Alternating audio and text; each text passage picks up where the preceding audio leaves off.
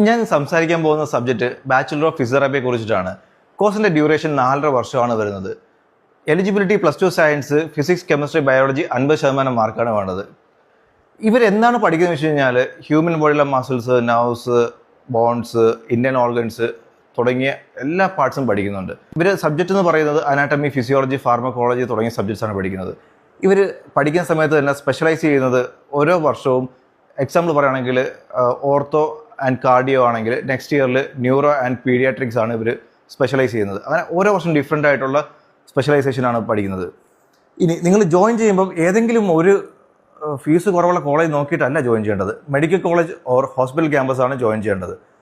അതിൻ്റെ main reason എന്താണെന്ന് വെച്ച് കഴിഞ്ഞാൽ ഒരു ഫിസിയോ കോഴ്സ് കംപ്ലീറ്റ് ചെയ്ത് ഒരു പേഷ്യൻറ്റിനെ ട്രീറ്റ്മെൻറ്റ് ചെയ്യാൻ ഇറങ്ങുന്ന സമയത്ത് ഇൻഡിവിജ്വലി ആണ് ആ പേഷ്യൻസിൻ്റെ കണ്ടീഷൻസും കാര്യങ്ങളും നോക്കിയിട്ടാണ് ട്രീറ്റ്മെൻറ്റ് കൊടുക്കുന്നത്.